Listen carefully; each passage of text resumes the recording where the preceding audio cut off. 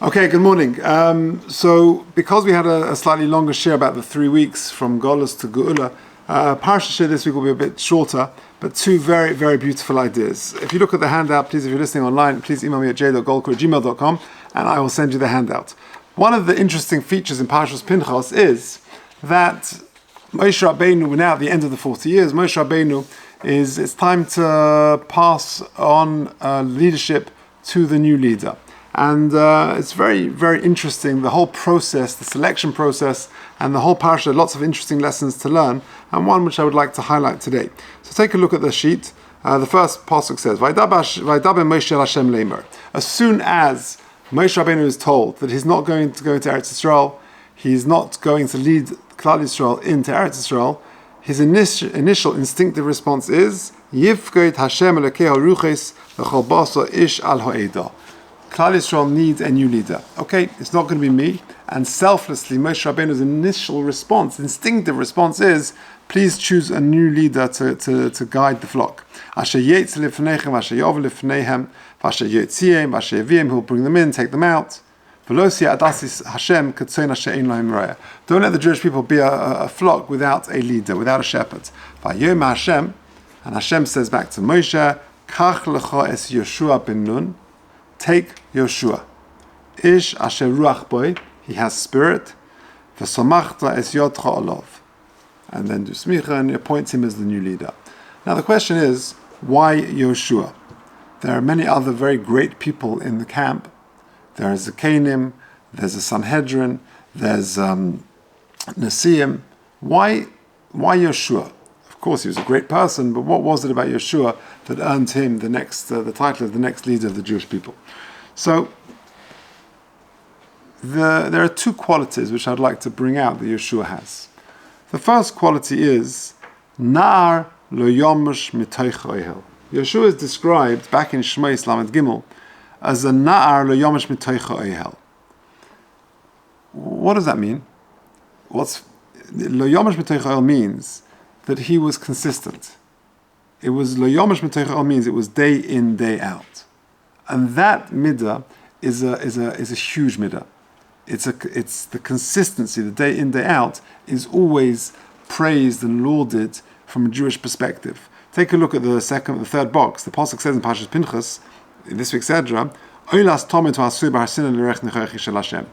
we're talking about the first half of the Sedra talks about the story with Pinchas and all the repercussions, choosing a new leader, and then later we talk about all the karbonos, all the various offerings we bring on Rosh Chodesh and on the Yom Tovim.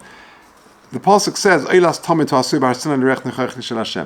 this pasuk is brought in a fascinating medrash. Now this medrash, it's unclear where it is, but it's often quoted, and it's brought in the Hakdama of the Ein Yaakov. The Ein Yaakov is a famous sefer, and in his Hakdama he brings this medrash. But other than this, in this source, I'm not aware of where the medrash actually is, but this is where everyone quotes it. Look at this. The Chachamim, the Tanoim, were discussing a fascinating question. Which is the most important pasuk in the whole Torah? So you asked around, what would you say? Well, you'd get natural responses. Shema Yisrael, V'ahavta l'recha kamocha. And in fact, this is what the Medrash says. Some were of that opinion. Says the Medrash, Ben Zoyma Omer, Motzinu pasuk kol Yosef u'Shema Yisrael. That's after all, that's what it boils down to. Hashem Elokeinu Hashem Echad. Nebuch, when we were in Poland together, and we heard so many stories of the last breath on the Jews' lips was Shema Yisrael Hashem Elokeinu Hashem Echad. Even when they tried Eichmann years later, he was able to recite that pasuk because he had heard it so many times. Continues the Medrash, Ben Nana Soimer, Mosinu pasuk kol Yosef. I've got a pasuk which is perhaps more comprehensive. V'ahavta l'recha kamocha. As Rabbi Kiva says, Zek klal gadol b'Torah. It boils down to that. And then, strangely, you've got a third pasuk, which, if you didn't know this Medrash, not in a million years would you choose this pasuk. Shimon ben Pazi Omer, Motzinu pasuk kol Yosef. I've got a pasuk which is more inclusive, more comprehensive, a better sort of best pasuk in the Torah. What is that? Es hakeves oechot taseh baboiker. The pasuk in this week's Sedra. Amud Rav Ploni al Raglav Omar halach k'ben Pazi. The halach is like him. This is the most important pasuk in the whole Torah. The pasuk of Tamidim Kasidram of bringing the daily offerings. Why? What's so special about this pasuk? The answer is, of course, it goes to the virtue and the value of consistency. And that really is one of the key characteristics that Yeshua was chosen for. The second point is, what was the second characteristic? He was a na'ar. Does anybody know how old Yeshua was at this point? When the Torah in Shmos Lamed Gimel describes him as a na'ar l'yomash v'teichel, you do the maths, not for now, he was 57 years old. If you tell a person who's 57 years old, which I consider relatively young, but you wouldn't call him a lad, a boy, na'ar l'yomash v'teichel, so what does it mean? The answer is that it's referring not to a physical age, but it's referring to a person's attitude. I'll give you an example. I had the privilege, when I came out from yeshiva, I used to learn with a very special Jew, sadly no longer alive. His name was Professor Manny Lehman. And his wife, should live and be well, she lives in Eretz Yisrael. They made Aliyah about 20 years ago. But I used to learn with him for a long time, for 10, 15 years. And we learned every single morning. And at the time, he was probably 3 times my age. He was a very accomplished person. He was the head of IT, the head of computing, the professor in Imperial College, one of the premier universities in the world. He worked for NASA. He built the first ever computer in Israel. He showed me once a picture of it. It was the size of a room. In the world of IT, there are 7 layman laws. He once told me there are actually 8, and eventually they'll agree to the 8th one. But as accomplished as he was incredibly modest. And his wife, L'chaim, is also an amazing person. She founded Kisharon, the special needs school. This is 50 years ago, probably, where special needs education was not what it is today. People were embarrassed to have special needs kids. They wouldn't bring them out of the house. Now, the world has changed enormously, especially in the Jewish world, with all amazing schools and kef and programs, integrate them into, just amazing. The chesed that goes on. But Manny Lehman, aside from modesty and his tremendous accomplishments, he had the midah of na'ar. He was very young. He was very curious. He was just interesting and fresh and excited about things. It's an attitude. It's not about age. One time, Rabbi Aaron Soloveitchik, they tell the anecdote that he was in shul standing next to his father, Moshe Soloveitchik. And they were saying what we said in just now. We said in Shema Kolenu, we came across the pasuk, Al tashlicheni le'ez zikna. Don't abandon me in my older years. And Moshe Soloveitchik noticed his young son, the little at the time, Rabbi Aaron Soloveitchik, didn't say that pasuk. So afterwards, Moshe Soloveitchik said to his son, why didn't you say that pasuk? So he said, because I'm not an old man. I don't have to daven that don't abandon me in my old age. So Moshe Soloveitchik said to his son, it has nothing to do with age. It has everything to do with attitude. Because you get old people who are young and fresh, and you get young people who are staid and tired. It's all to do with attitude. So Yeshua perhaps was chosen because he had this winning combination. He had the combination of consistency and youthfulness. And therefore, that's really what we're saying. That really the challenge of life is to have consistency, but retain the freshness with consistency. And that's what the pasuk's saying. The pasuk says, Oilas tomid ha'asuya b'har Sinai. What's it got to do with Har Sinai? It's a daily offering. The answer is because Har Sinai was the first time you did it properly. And therefore, we're just like a mitzvah boy who puts on tefillin with that excitement.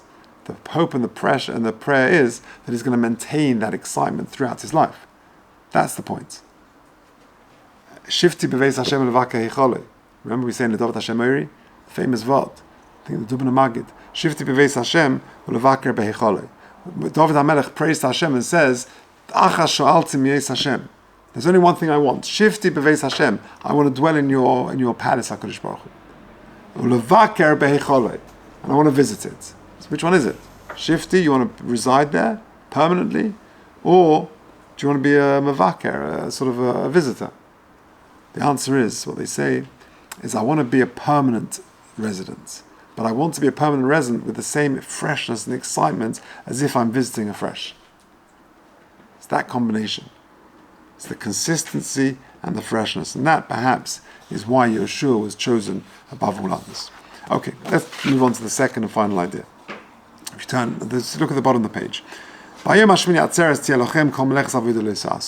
Parshas Pinchas, like I said, deals not only with the whole story of Pinchas, which actually happened in the end of last week's Sedra, and then the Bris Shalom is in this week's Sedra, and the appointment of a new leader of the Jewish people. But then we talk about the Korbanos, like I mentioned. One of them is the Korban we bring on Shmini Atzeres. It talks about the various Yom Tovim. Why is Shmini Atzeres called Shmini Atzeres? So Rashi gives various pshatim. Take a look at Rashi. Atzeres Tielochem. Number one, Atzurim Basias Melacha. You should stop from doing any melacha. Dova acher, Atzeres Itzru Lot Milotzeis. That you can't leave when you're going up to Yerushalayim. You can't leave Melamid Sheton Lina. You've got to stay over that night on Motzei on the night after Shmini Atzeres. That's two pshatim. So number one, don't do melacha. Number two, you've got to do Lina. You've got to stay over that night. Third one. This is the one I want to focus on. Midrashay Ba'agoda says Rashi on the pasuk. Throughout the Yontif of Sukkot, we brought a total of 70 karbonos, 13, 12, 11, 10, 9, 8, 7, which adds up to 70, which corresponds to the 70 umos, and they're going down, and they're ready to go now, and they're ready to go and leave after the end of Sukkot. HaKadosh Baruch Hu says to Klal Yisrael, also make for me one final meal, because kashalai pridaschem. Your departure is difficult for me. It's based on a Gemara in Sukkah. That's a famous Gemara. So HaKadosh Baruch Hu says, Shmini Atzeres is, after you being in Yerushalayim, the 7 days of Sukkot, Klal Yisrael are ready to go back to their homes. HaKadosh Baruch Hu says, kashalai pridaschem, it's difficult to part with you. Stay one more day. Famous Rashi. Let's take a look at a beautiful shtickle in the Hegyoni Halach. It was a longer piece, but I've extracted the main points. I was alerted to this by Rosner in his lovely sefer, but I went to the Hegyoni Halach direct, and I've just pulled out some of the key points that I thought you'd enjoy. Take a look. V'kasha. What is the first obvious question on this Chazal? Ma to'eles tihiyeh im yisakvu od yom echad. How's it going to help to stay another day? So you're going to have to go the day after Shmini Atzeres, on day 9. So you're just delaying the inevitable. And if it's hard on day 7, it'll be hard on day 8 as well. So how is staying an extra day going to help? You're just making the parting, a bit later. It's going to make it even harder. Surely the difficulty is because of the love, the connection we feel with HaKadosh Baruch Hu, which is developed from the holiness of the Yom Tovim. And by staying an extra day, having an extra Shmini Atzeres, is going to increase that love and make the departure even more traumatic and difficult. It's going to be manifold times worse. What Eitzer is there to delay the parting with HaKadosh Baruch Hu? Delaying it and adding Shmini Atzeres, how's that going to help? Look at the next paragraph. Fascinating. The Baalei Musa explain. Think about it. From the beginning of Chodesh Elul, HaKadosh Baruch Hu is looking down on Klal Yisrael. He sees the Jewish people from Elul getting up early for slichas, doing tshuva, introspecting, growing. Until we get to the point of Rosh Hashanah where we coronate HaKadosh Baruch Hu. And then we go further. We're getting to the Aseret Tshuva. We're heading towards Yom Kippur. Madregas, Yisrael, the Dargas Malachim. We're getting to the levels of Malachim like we are in Yom Kippur. And then we're going even further from Yira to Ahava, that closeness to HaKadosh Baruch Hu. We're getting closer and closer. Misalim Yisrael Dargas Malachim. Sorry, V'roya Sha'atz Yom and HaKadosh Baruch Hu, Mashkim HaKadosh Baruch Hu, V'roya Sha'atz Imsim Chag HaSukkos B'seis MiHaSukkah. Now, at the end of Sukkot, having worked a whole period of Elul, Aseret Tshuva, Yom Kippur, Sukkot, we are so close to HaKadosh Baruch Hu, From this powerful month of the holy season, mushba mitzvahs, we're sort of totally influenced and absorbed by mitzvahs. And then we got to go back to the office after that very intensely spiritual experience of Elul and Tishrei. After Sukkot is finished, we've got to go back to mundane life. It's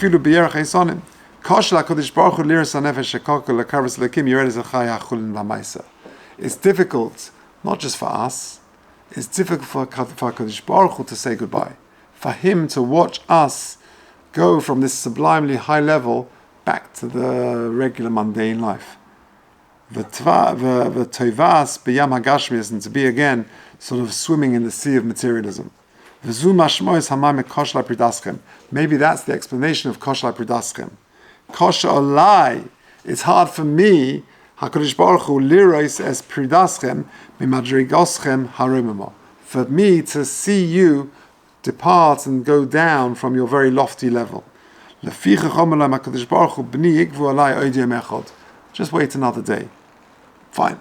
So the Kosher Pridaschem is not just some, I've been together for so long, it's been such fun, it's been such a beautiful time.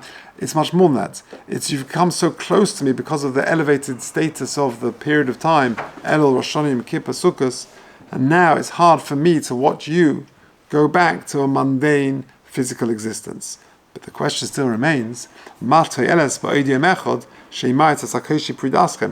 one more day going to help? What happens on Shmini Atzeres? Certainly in Eretz Yisrael, of course here we have it the next day. But either way, what is Shmini Atzeres all about? It's HaKadosh Baruch Hu has given us this gift called Simchas Torah. Where we start afresh the Torah. And that's what we do. We hold on to the Torah and we dance with it. And we again start reading it and learning it from afresh. We attach ourselves with close bonds with Hashem. And then we can go home. The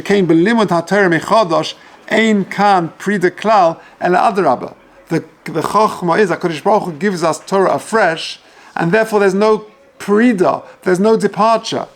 Because we're connecting with HaKadosh Baruch Hu with reconnecting to Torah. That's the gift, that's the beauty. We're not saying goodbye, because when we reconnect and sort of commit to Torah, we're connecting again to HaKadosh Baruch Hu. We're not saying goodbye. That's what it's doing. Kosher like Pridaschem, where you're going this morning. Baruch Hashem, my son-in-law and daughter and granddaughter, they went back to Eretz Yisrael. So Kosher like Pridaschem is very hard. But if HaKadosh Baruch Hu is saying the same thing to Klal Yisrael, but if He's giving us the Torah, we're still connected. Because that's our connection to HaKadosh Baruch Hu. When we daven, we're talking to HaKadosh Baruch Hu. When we're learning Torah, HaKadosh Baruch Hu is talking to us. The connection is still there. Penultimate paragraph. And this concept explains and answers the shaila of the levush. Have you thought about this ever? We start Shabbos Bereshis straight after Simchas Torah. Why? Why don't we start Rosh Hashanah? There is a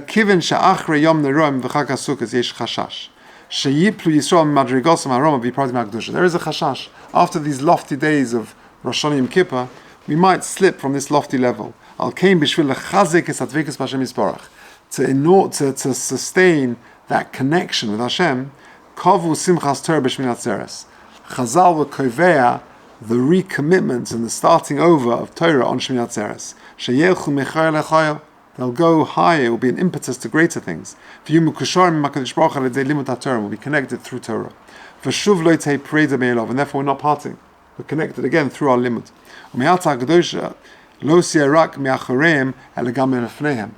The Kedusha is not behind us, but actually is unfolding, is coming out in front of us. Last paragraph. Have you ever thought about this? On Simchas Torah, we dance around the bima, and we don't dance around the Sefer Torah itself.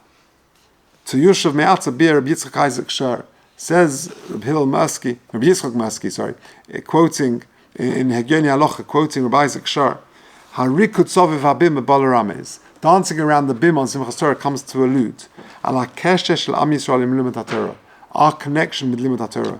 Berikut soviv habima, we go round the bima. Mevakshim heim levata she'ein mekomer shel HaTorah ba'oren. That's an expression of saying the place of Torah is not in the ark, in the Aron HaKodesh, locked away. Ve'ein Yisrael mekusharim begvilin, we're not sort of connected to the parchment. Ele mekomer shel HaTorah la bima, the real place for the Torah is on the bima. Al shulchan al limud, the place of learning. Al ashtenda. Lefichach makifin es habima, and therefore we circle the bima she'alov kurim b'Torah, upon which we read the Torah. Lahayres al hachashivus limud HaTorah at kan tveichin dvarav. So it's a very, very beautiful idea that Rabbi Maski in Hageni Alochi is saying. The famous question we were laying about Shmini Atzeres in this week's Parsha, and the famous question is, why does it call Atzeres? Either to stop work, or we need lina, we've got to stay over the night, stay behind, don't run away. And the third one is Koshalai Pridaschem. And on Koshalai Pridaschem, famously we ask, how's that going to help? You're delaying the inevitable, you're making it harder. Teretz is, the Koshalai Pridaschem is HaKadosh Baruch Hu looking down, you've risen to such a lofty level, it's hard for me to watch you slip down to this Gashmi material level. How does adding one day help? Because Chazal innovated and instituted Simchas Torah. Simchas Torah is when we connect again to Torah, we start afresh, and therefore there's no prida, there's no departure, because we're still connected with the stronger bond to HaKadosh Baruch Hu. And that is the antidote to Koshalai Pridaschem. And Dafka, that's why we dance around the bima, because the bima represents the limud of Torah. It's not just sitting in the Aron HaKodesh, we're bringing it out to the Beis HaMedrash, we're actively involved in it. It's on the Shulchan, it's on the Shtenda. That's the point. So I think two very beautiful ideas from this week's Sedra. Number one, why was Yeshua chosen? It's that winning combination of consistency and youthfulness. Very powerful winning combination. And then separation anxiety, as per the Hageni Halacha. Okay, thank you.